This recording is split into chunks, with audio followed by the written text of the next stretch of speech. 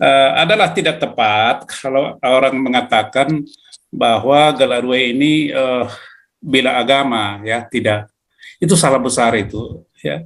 Di anggaran dasar kita itu ada disebut dengan bela negara, ya. Dan itu yang membuat visinya itu adalah para pendiri daripada Galarua itu bela negara.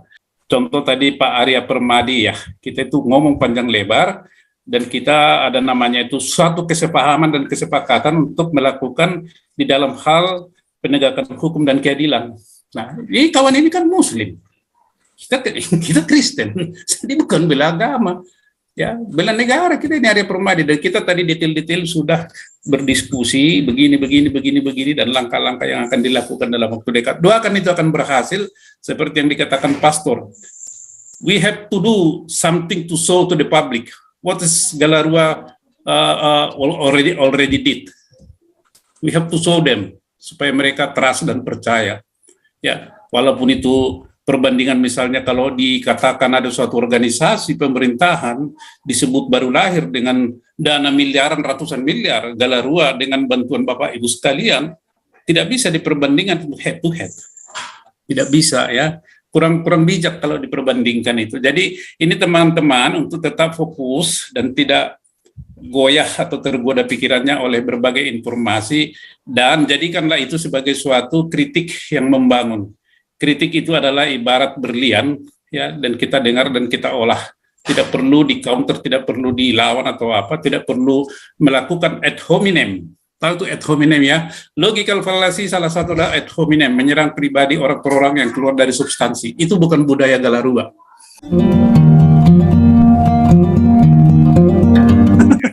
Ya, jadi ya ini bukan tidak marah-marah. Ya. Selamat malam teman-teman di Indonesia, selamat malam di Eropa, selamat sore, ya, di Amerika selamat pagi, dan juga di tempat lain. Salam saya ucapkan. Sebelum saya bukan mengomentari, ya, menginformasikan informasi, ya, yang belum 100% benar validitasnya, kita perlu cek ulang, tetapi boleh dikatakan sudah layak untuk diperbincangkan terhadap teman-teman. Yang pertama ingin saya sampaikan adalah sebelum masuk ke inti pembicaraan atau pembahasan atau percakapan kita pada malam hari ini, ingin saya sampaikan pertama adalah tidak tepat kalau orang mengatakan bahwa Galarua ini bela agama, ya tidak. Itu salah besar itu, ya. Di anggaran dasar kita itu ada disebut dengan bela negara, ya. Dan itu yang membuat visinya itu adalah para pendiri daripada Galarua itu bela negara. Nah, kalau kita secara umum yang disebut dengan bela negara itu, kita mulai daripada apa sih isi negara itu? Apa sih syarat berdirinya suatu negara? Yang syarat berdirinya suatu negara adalah pertama ada rakyatnya. Yang kedua ada wilayahnya. Yang ketiga ada hukum, ya, atau hukum yang mengatur. Kalau kita di Indonesia adalah hukum adatnya itu kan, ada itu. Itu adalah syarat ketiga. Dan yang keempat ada pengakuan dunia internasional. Nah, jadi ada 4 unsur ini di dalam suatu negara. Nah, kalau misalnya dari aspek militer, namanya bela negara adalah mempertahankan, ya, seluruh negara kesatuan dalam konteks negara kesatuan Republik Indonesia dari ancaman utama, ancaman dari luar. Kalau dari dalam itu adalah tugas daripada kepolisian, ya, sesuai dengan undang-undang yang terbaru sekarang. Jadi cenderung kepada pengamanan negara secara kewilayahan. Itu kalau militer. Jadi jangan seperti di Korea Selatan ada wajib militer juga di negara lain. Nah, kalau kita di Indonesia, ya,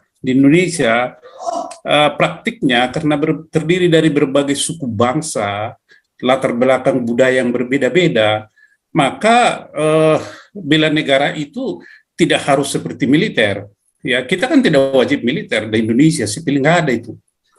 Tidak ada. Jadi apa yang disebut dengan bela negara? Kita bagian-bagian kecil yang terdiri dari unsur yang saya katakan itu tadi juga. Kalau kita berpartisipasi sesuai dengan kapasitas, dengan legal standing yang kita punya, itu sudah bela negara. Sama dengan keluarga. Keluarga, ayah dan ibu, ya, anak-anak ada misalnya 5 orang. Adakah di situ bela keluarga? Pasti ada. Anak-anaknya kalau dididik mencintai sesama anggota keluarga, mencintai seluruh yang ada di rumah, mencintai ayah dan ibu dan saudara-saudaranya. Kalau ada ancaman dari luar keluarga, tentu mereka akan membela satu sama lain. Syaratnya apa supaya mau membela? Ada persamaan penderitaan, ada persamaan cita-cita, ada persamaan daripada ius sanguinis dan ius soli. Ius sanguinis itu adalah gen, ius soli adalah tempat lahir atau wilayah lahir. Jadi ada sesuatu yang kebersamaan yang mengikat mereka, sehingga kalau salah satu anggota keluarga diganggu, pasti timbul bela negara itu otomatis. Tetapi kalau di dalam satu keluarga itu chaos, si ayah suka-suka otoriter, berlaku tidak adil kepada anak-anak, demikian juga ibunya, tidak memperhatikan ini anak-anaknya ini semua, katakanlah yang 10 itu secara adil dan baik. Kebencian yang ada di keluarga itu, ya tidak ada kasih. Kira-kira demikian juga antara anak ini, tidak ada persaudaraan di antara mereka itu. Kira-kira kalau misalnya salah seorang anggota keluarga ini mengalami gangguan dari luar, yang lain pasti diam, rasain lu situ, mampus lu. Kan gitu. Kalau misalnya kalau bapaknya mengalami musibah, mati aja lu sekalian. Lu juga sama kami anak-anakmu nggak beres, ngomong bentak-bentak, marah-marah nggak karu-karuan. Nah itu kan pasti begitu. Nah kalau kita di Galarua ini, karena kita adalah satu keluarga yang terdiri dari berbagai latar belakang, suku dan agama, di mana kita kebersamaan kita adalah dibentuk ataupun diikat oleh kepedulian kita terhadap penegakan hukum yang diskriminatif, bukan karena agama. Keprihatinan kita karena ada diskriminasi mayoritas minoritas. Ya, kepedulian kita terhadap kemanusiaan, kepedulian kita terhadap persaudaraan. Nah, ini yang Galarua fokusnya di situ, dan itu semua tersurat di anggaran dasar, bukan mengada-ada. Jadi kalau disebut misalnya kita beda agama, salah, kurang pas. Kalau kita mengatakan itu bela negara, itu sudah mengerdilkan Galarua itu sendiri. Ya Galarua tidak begitu, bukan divergen dia. Bukan konvergen tapi divergen. Ya, yang saya itu tadi, masalah hukum, kesetaraan, kemanusiaan dan persaudaraan. Nah, kalau misalnya salah seorang daripada anggota daripada negaranya atau rakyat mengalami diskriminasi oleh orang lain, kira-kira kita diam nggak? Ya enggak lah. Ya kan? Enggak. Nah, jadi bukan bela agama, kita adalah bela negara itu. Jadi kita tidak dalam artian konteks militer. Ya. Kalau misalnya ada bencana, ada yang sakit dan segala macam, seperti yang dilakukan Damaris, bela negara itu, ya bela negara itu. Bukan bela kepentingan Damaris, enggak. Mereka itu bela negara. Kenapa? Karena menolong sesama manusia yang kebetulan perekonomian dan status sosialnya sangat labil, miskin, mencukupkan hidup sehari-hari saja sudah susah. Ya, bela negara. Jadi kalau misalnya dikait-kaitkan dengan masalah kerajaan surga, itu dua hal yang berbeda ya. Tetapi kita kan ada, kalau di firman Tuhan itu kan apa yang terjadi di apa yang ditutup di surga tertutup di dunia ini kan. The Saint dan the Solen dan the Saint itu kan satu kesatuan. Semuanya tampak jelas itu. Jadi yang kita perbuat oleh Galarua sesuai dengan sumber daya yang ada pada dirinya, berbuat semaksimal mungkin untuk melaksanakan bela negara walaupun itu pribadi-pribadi. Ya, jadi ini saya sampaikan kepada teman-teman, jangan salah paham. Ya, jangan salah, kita tidak bela agama. Kita kalau mengatakan bela agama, kita mengerdilkan diri itu. Kita tidak begitu. Karena kita adalah nasionalis, pembela Pancasila, penjaga Pancasila. Bukan hanya penjaga agama. Oleh hal lain itu kacung, itu kacung ya. Bukan. Ya. Jadi ini saya tegaskan kepada teman-teman untuk tetap fokus kepada visi dan misi kita. Dan di dalam misi itu atau tugas utama itu ya pasal 3 ayat 2 huruf A nomor 5, di situ menegaskan menyelenggarakan mediasi, advokasi dan konsultasi hukum kepada masyarakat. Ya, jadi bukan agama, bukan. Ya teman-teman, jadi ini adalah sebagai awal dulu. Nah, teman-teman juga, kita ini nanti dalam waktu dekat kantor kita akan selesai, mau dukungan teman-teman, dan juga ini hari Senin ya, minggu depan, tanggal 30 akan ada sidang daripada Wawan yaitu sidang mendengarkan saksi korban. Kalau kemarin itu pembacaan tuntutan. Jadi kemungkinan nanti lawyer dan pengurus ke sana, karena kita nanti akan mungkin mengadakan suatu diskusi tentang perilaku jaksa itu. Ya, di samping kita mengucapkan terima kasih kepada Polda yang sudah bekerja profesional, tetapi hasil kerjanya, ya saya tanda kutip, hasil kerjanya itu tidak dihargai oleh Kejari Lampung. Nah, kita harus sampaikan itu nanti kalau saya ya sama Pak Adi. Saya tidak bicarakan di sini apa itu secara detail.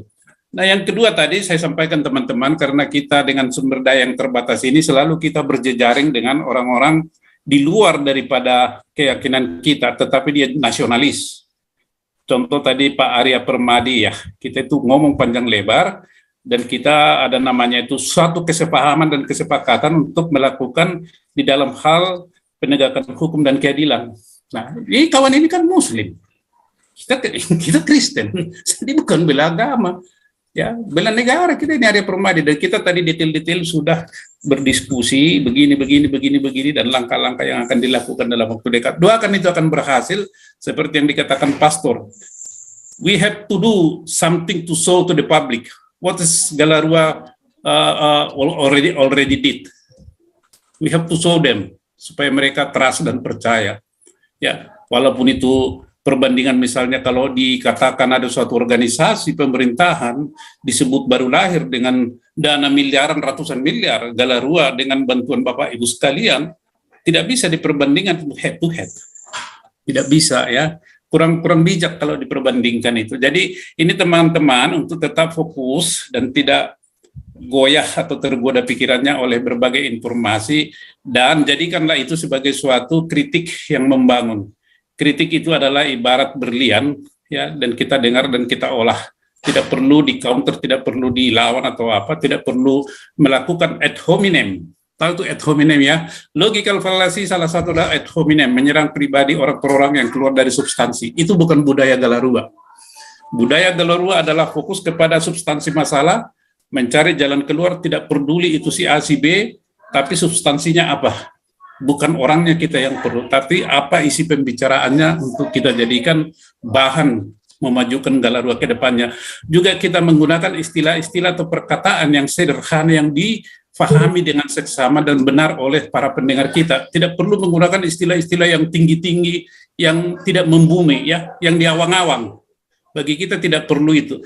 Jadi dengan bahasa manusia, bahasa yang dimengerti, sama dengan Tuhan kita Elohim berbicara dengan manusia, bukan dengan bahasa dia, tetapi memakai bahasa manusia pada konteks budaya ketika itu.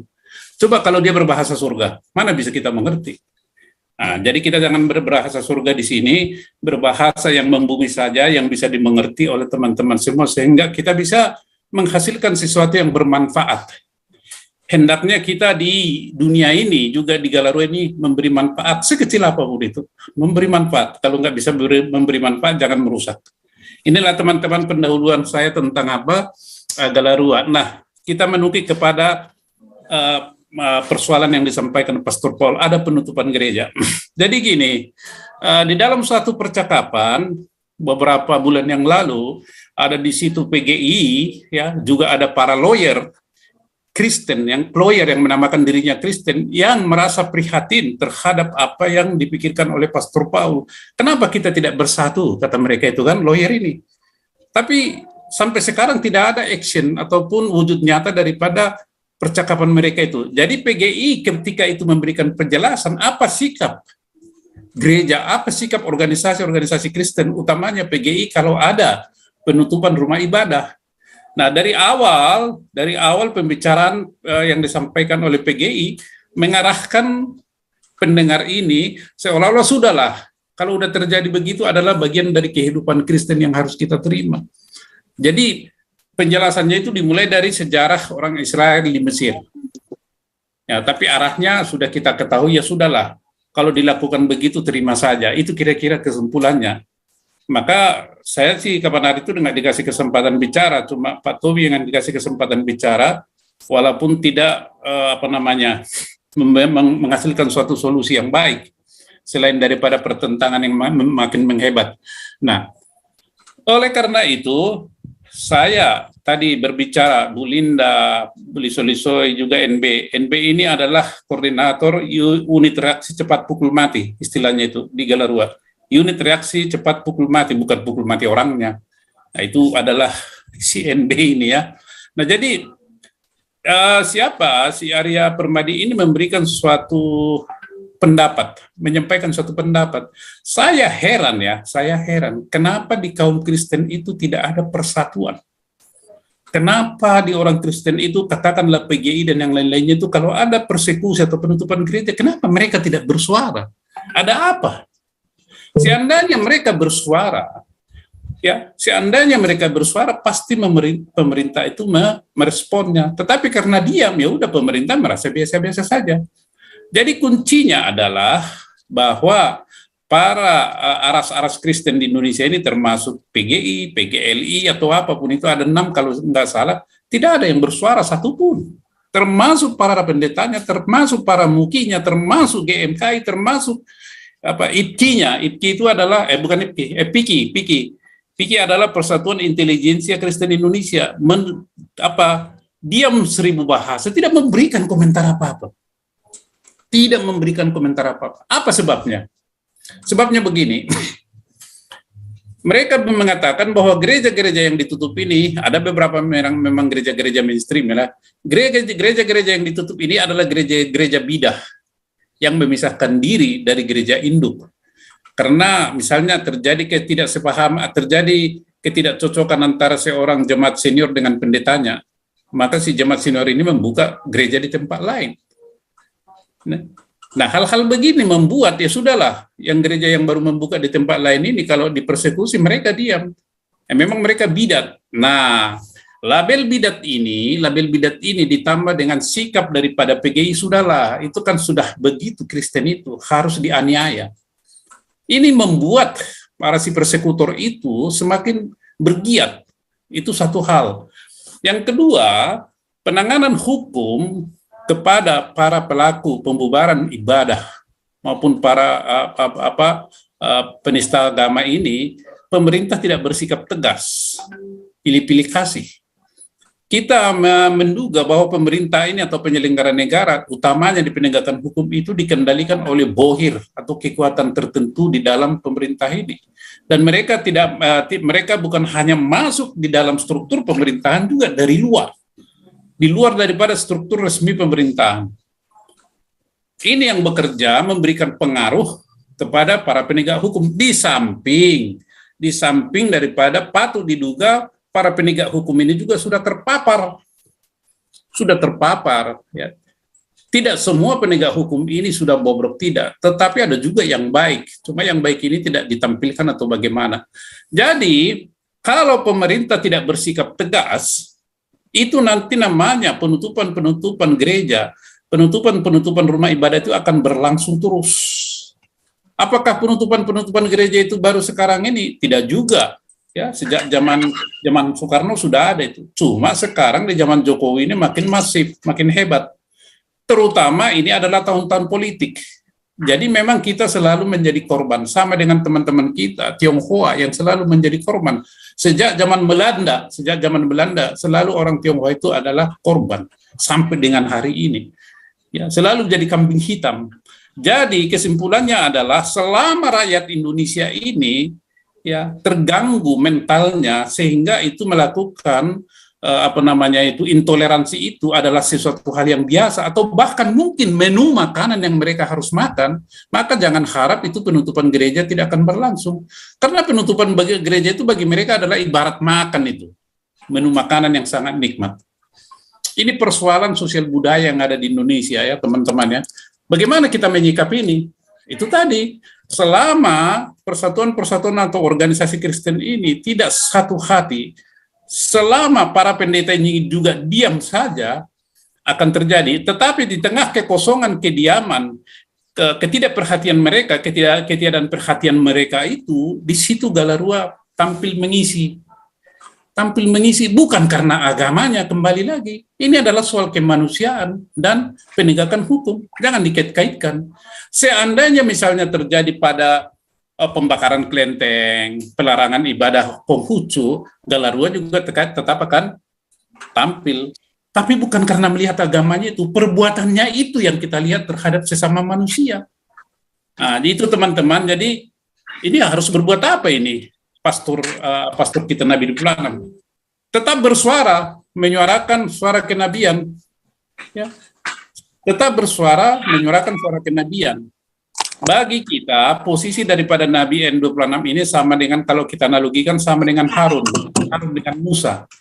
Ya, Harun itu ya yang mendoakan, berhubungan dengan Tuhan kita. Ya, kita ini pelaksana di lapangan seperti Musa. Sama seperti Saul dengan Samuel, sama seperti Daud dengan Nabi Nathan. Itu harus kita pakai itu terus di dalam perjuangan kita. Karena musuh kita ini kan bukan melawan manusia dengan manusia. Ya, kita tahu lah siapa musuh kita itu.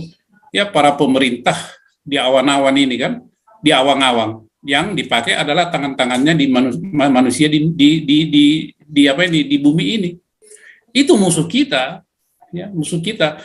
Jadi ini teman-teman, saya bukan ini perjuangan yang terus menerus. Ya, ini bukan perjuangan yang berakhir, tidak, sekali pukul tidak. Perjuangan yang terus menerus merupakan merupakan cerminan daripada perang kosmik. Ya, perang kosmik itu dari dulu sampai sekarang, nanti sampai pada akhir zaman ini terus berlangsung itu pencerminan. Jadi itu yang saya sampaikan teman-teman. Nah, juga misalnya saya bicara saja itu ada beberapa hal yang akan kita lakukan nanti, termasuk yang di Polda dan yang lain-lain itu kembali lagi bukan masalah agama. Jadi kalau ada yang mengatakan ngapain harus dibela-bela, waduh tunggu dulu, jangan ngapain dibela-bela, terus dibiarkan. Bukankah tugas kita itu membantu orang yang lemah? Untuk apa kita misalnya datang ke dunia ini hanya untuk hidup enak-enak, tidak memperhatikan sesama yang ditindas? Itu kan tidak betul. Apakah ditindas oleh dosa, adalah ditindas oleh penguasa yang lalim? Ya, kita harus berbicara. Soal berhasil atau tidak berhasil, Tuhan nanti yang mengerjakan itu. Tetapi kewajiban kita harus kita laksanakan.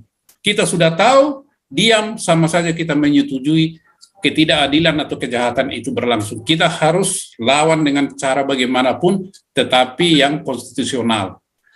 Ya, tidak seperti misalnya ajaran Wahabi. Pokoknya Anda tidak sama dengan saya, Anda adalah kafir, darahmu halal, Anda akan saya pancung dan bunuh. Itu ajaran Wahabi itu, nggak ada cerita itu. Itu pakemnya itu, ya. Pakemnya Wahabi sama dengan Khawarij. Khawarij lebih gila lagi. Kalau menyerang suatu daerah, rampas hartanya, bunuh anak-anak, ambil perempuan, jadikan jadi budak seks. Wahabi sama itu. Dan sekarang di Indonesia ini ada itu. Tetapi mereka malu-malu mengaku Wahabi. Oleh karena ini harus kita buka, Anda adalah Wahabi. Ya, seseorang misalnya yang di YouTube, YouTuber itu segala macam, karena dia menjadi hidupnya lebih baru, ya hidupnya lebih menjadi manusia baru. Saya katakan manubar, saya tidak mengatakan murtad, karena hidupnya manubar, dia dipersekusi. Inilah ajaran Wahabi. Kalau Anda murtad, kami akan bunuh kamu. Itu Wahabi itu, teman-teman. Jadi jangan sebut Islam secara keseluruhan Wahabi gitu. Karena di Indonesia ini tidak suka Wahabi. Indonesia itu melawan Wahabi. Jadi kita sebutkan itu Wahabi. Siapapun orangnya yang berperilaku begitu adalah Wahabi.